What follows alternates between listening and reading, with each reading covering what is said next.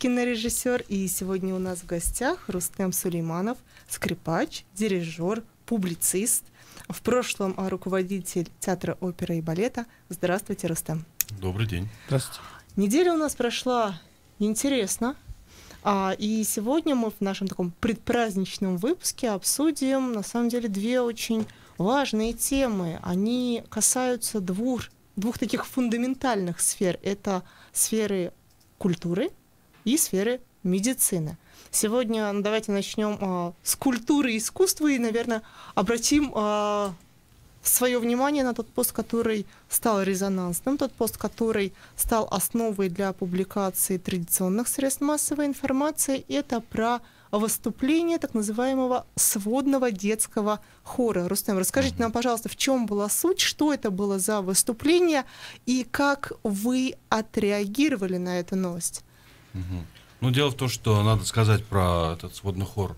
Он выступает уже не впервые, то есть сводит его из разных районов, привозят разных детей, разного уровня подготовки, разного уровня вокала. 600 детей привозят, да? Всего их 600, да, ну, никто точно не считал, но примерно 600. Вот, значит, все районы там задействованы, есть районы более дальние, которые не едут по тем или иным там транспортным причинам.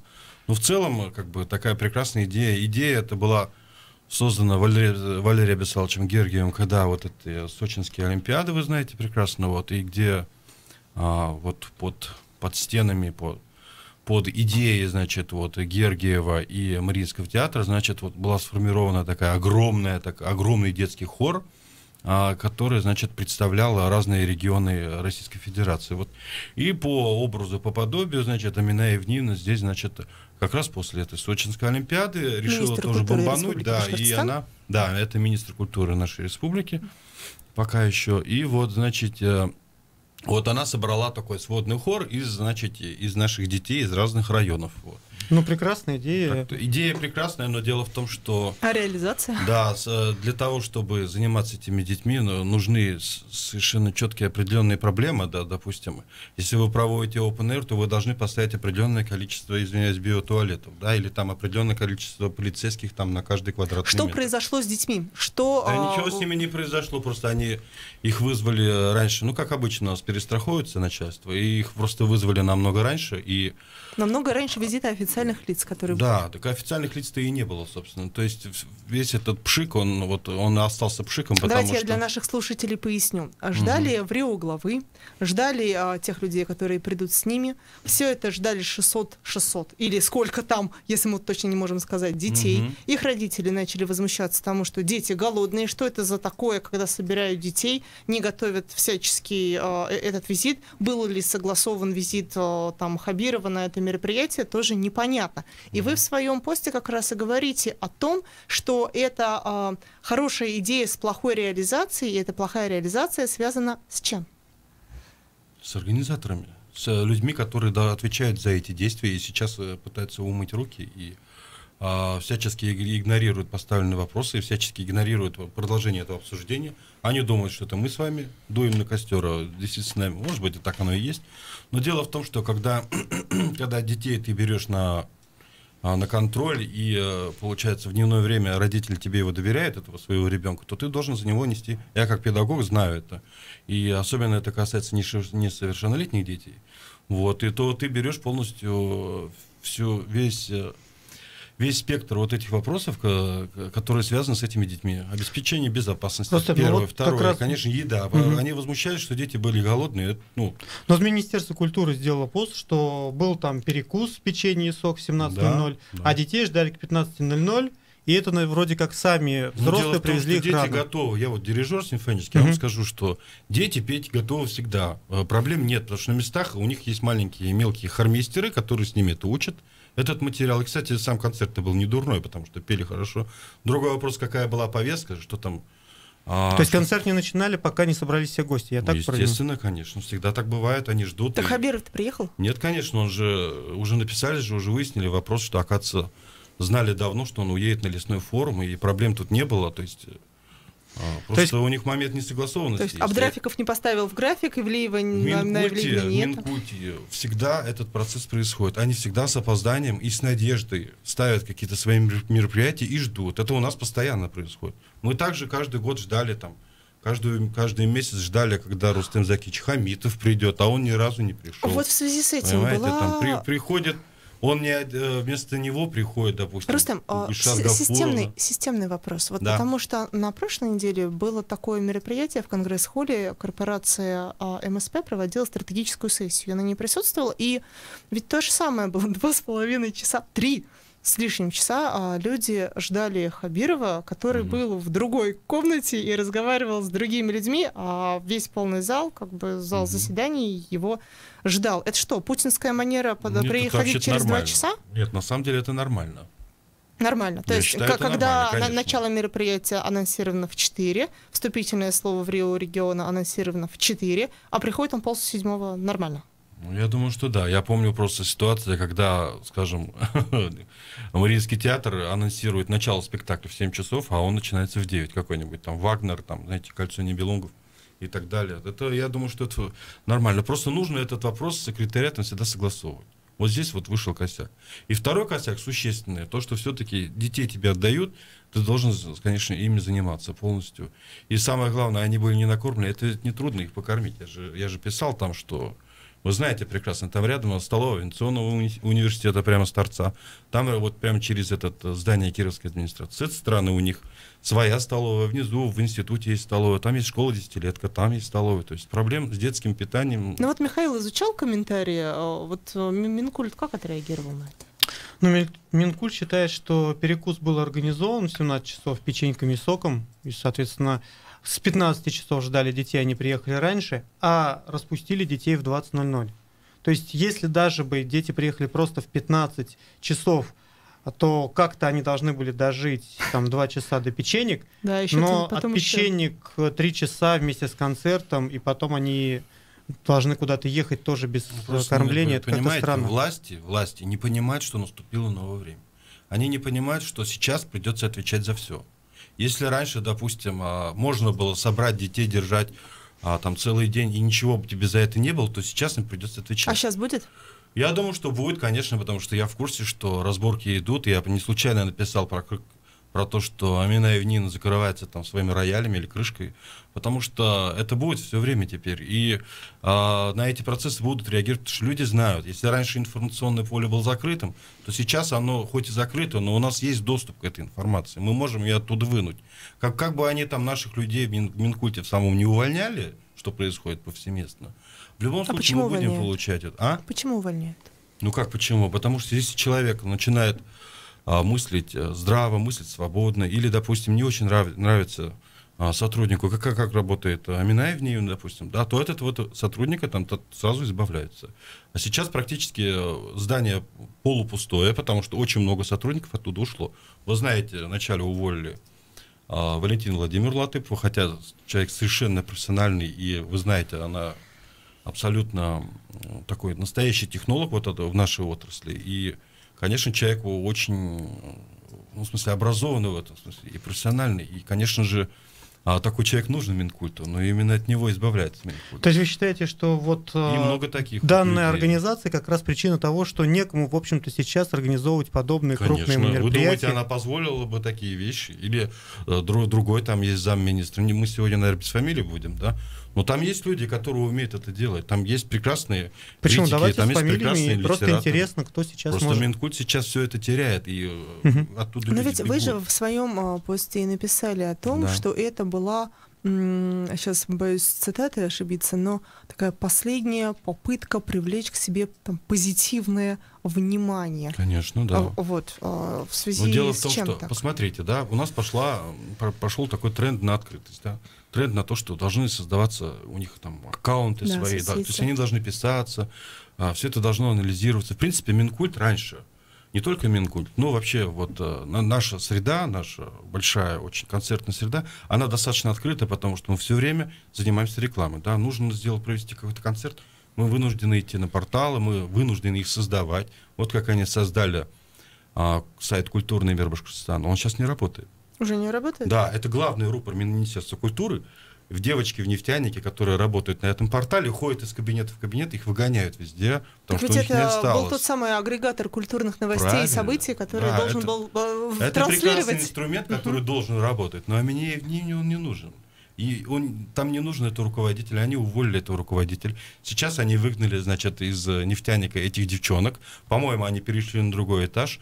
То есть это, понимаете, люди, которые создают повестку и создают вот это общение, скажем, властей с народом, с населением, и именно вот этот промежуток сейчас вот он удаляется. То есть детский хор проявил такую системную проблему. Конечно. И это не только в детском хоре. То же самое происходит в оперном театре. То же самое происходит с драмтеатрами. То же самое происходит с этим несчастным национальным симфоническим оркестром. Именно с того, что вот «Эхо Москвы» 1,5 года назад значит, написал эту статью, у себя издал их открытое письмо, которое оркестранты просто уже не могли ждать, и они вышли в информационное поле и заявили вот этим своим открытым письмом о своих процессах.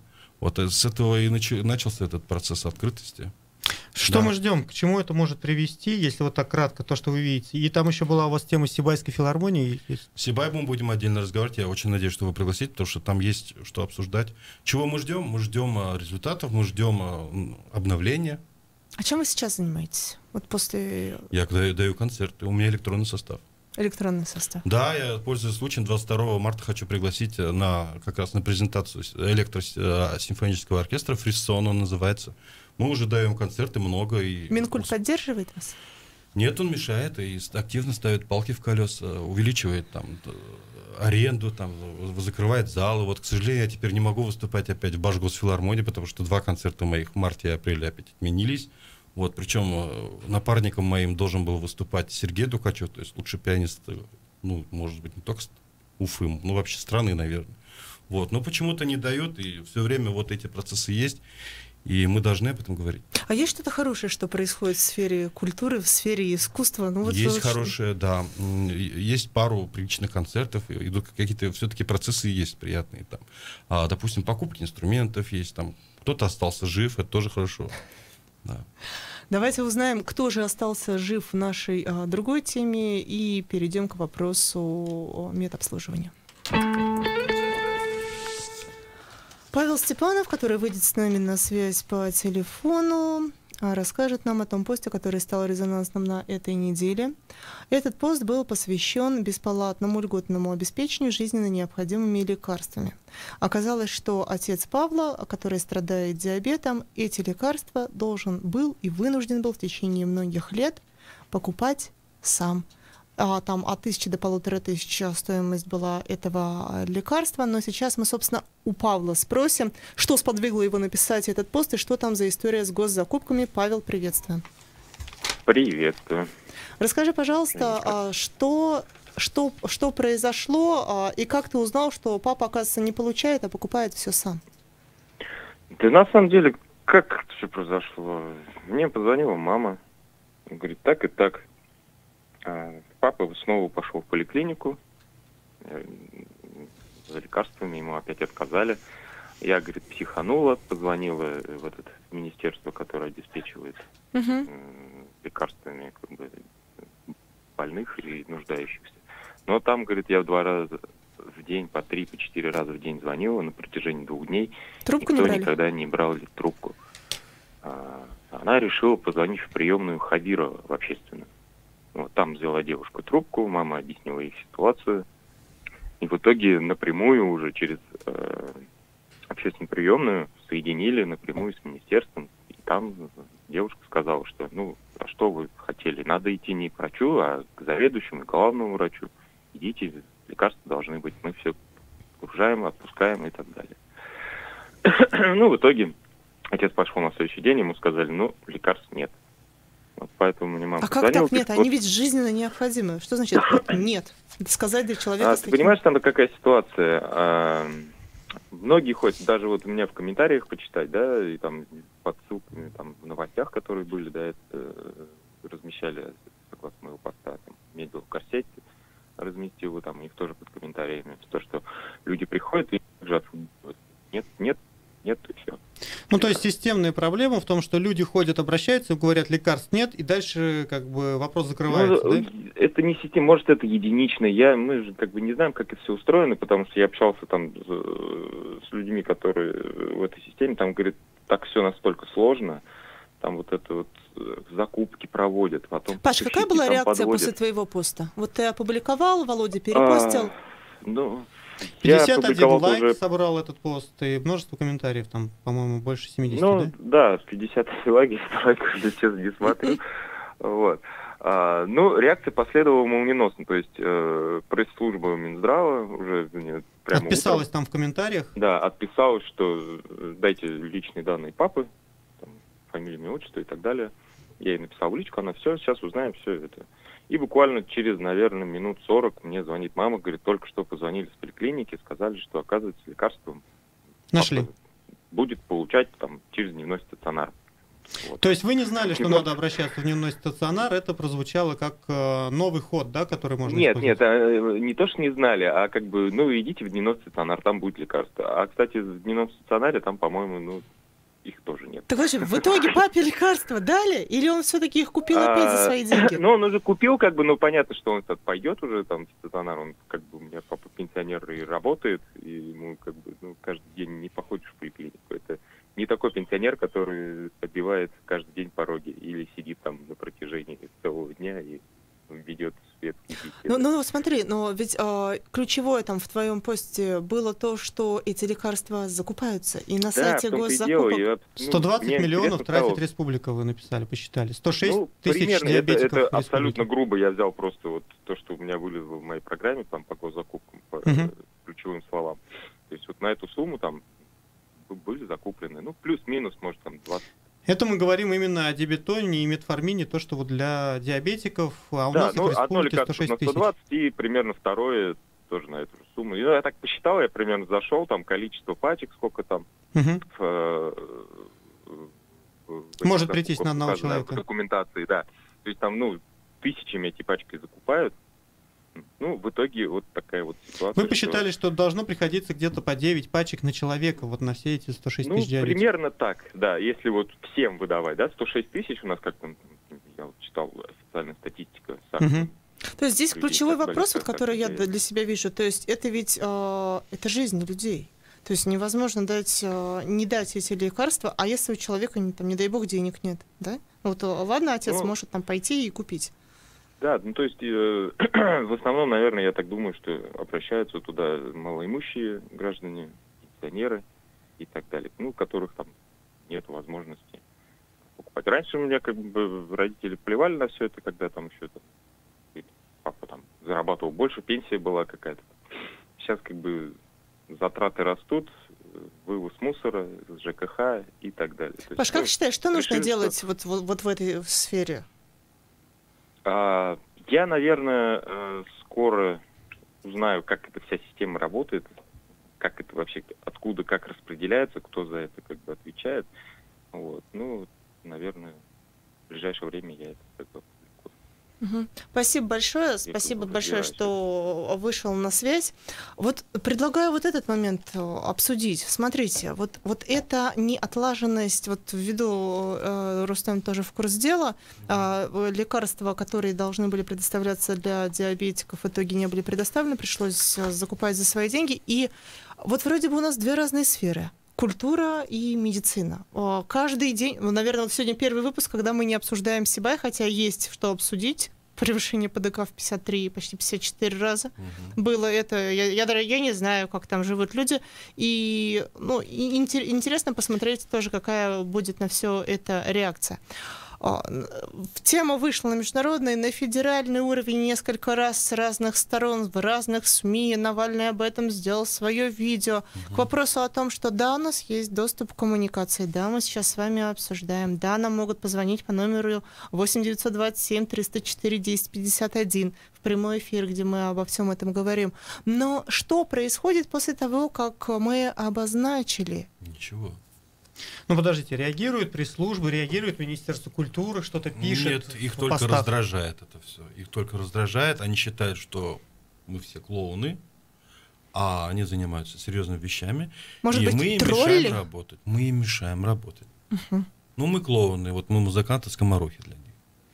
И есть ребята, которые мне пишут: ты смешон. Это пишут чиновники очень высокого уровня, потому что другого сказать они ничего не могут. Они знают, что мы занимаемся серьезными, правильными вещами, даем точный вот такой срез, абсолютно точный аналитический срез, им это совершенно не нужно. Понимаете? Потому что лучше всего это не замечать и уходить от этого разговора. То же самое в медицине. Вот сегодня 7 марта. Все ждали таких реформ, да, с октября такие реформы пошли, да, мы наблюдали, как, значит, летят головы там одного коррупционера, второго, третьего, и что дальше? И все, и пшик, кончился опять. Все нормально, видите, вы Сейчас мы упираемся в конкретную работу. И всегда так будет. Будет так всегда. Но все равно позитивный процесс идет.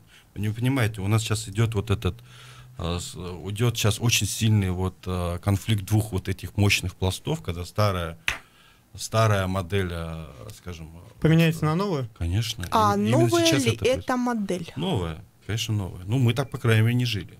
Может быть, для мексиканцев или там для США, может быть, это в порядке вещей. Для нас это ново очень.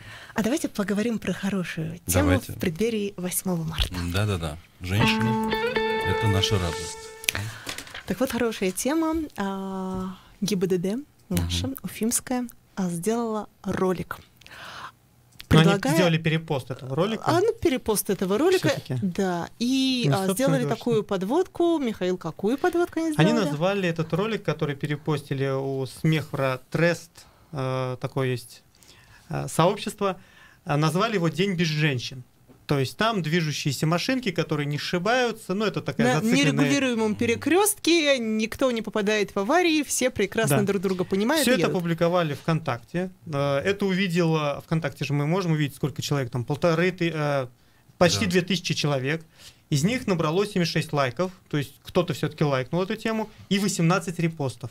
То есть понравилось? И один, мне кажется, из этих репостов, я сомневаюсь, что Оксана Пушкина бывает на ВКонтакте ГИБДД Уфы, вот, увидела Оксана Пушкина, депутат Госдумы, по совместительству зампредседателя комитета по вопросам семьи, женщин и детей. Так. И вот она сказала, что подобные посты омрачают, в общем-то, праздник. По большому счету, Женщины вообще водят она аккуратнее. расшифровала историю, что да, по статистике женщины водят аккуратнее, гораздо безопаснее, но в целом это создает неправильное отношение к женщинам за рулем.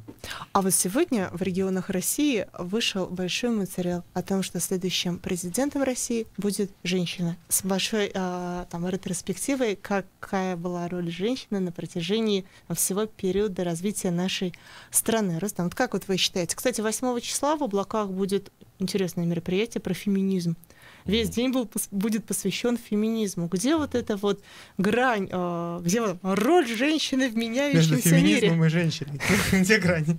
Сложно сказать. Ну, С точки зрения культуры я вообще думаю, есть что, такой я думаю, подход? что они должны сами определять. Нет, с точки зрения нет. В принципе, я могу вот девочкам дать подсказку. Я постоянно говорю, практически очень мало женщин-дирижеров. И всего там 3-4 в России, в Европе их штук 10. Почему? Вот, Мужская среда? ну, это, по-моему, это, да, действительно последняя профессия, которая еще осталась сугубо мужской. И вот я... Шахтеры. Почему? Женщины-шахтеры есть. То есть больше женщин-шахтеров, чем женщин-дирижеров. Ну, дирижеров вообще мало всего в стране, их человек может быть 150, из них 3 женщины. А вот лучше все-таки управляет, если в контексте там управления, ну хотя бы вот транспортным средством. Если говорить вообще об управлении в целом, транспортным средством, страной и, в Сложно общем-то, сказать, у меня дирижер. все мои жены водили автомобиль, я сидел рядом и прекрасно себя чувствовал. Вы бы проголосовали за женщину-президента? Да, конечно, обязательно. Я буду рад, если у нас будет женщина-президент. Ну, на этой оптимистической ноте мы с вами увидимся уже после Хватит праздника. уже этих брутальных мужчин. Спасибо большое, спасибо за то, что были с нами. Поздравляем с наступающим праздником наших женщин. Да. Спасибо. Ура. Спасибо. В 14:35 в следующий четверг мы вас ждем. Никакого секрета. Мы говорим все, что знаешь. Радио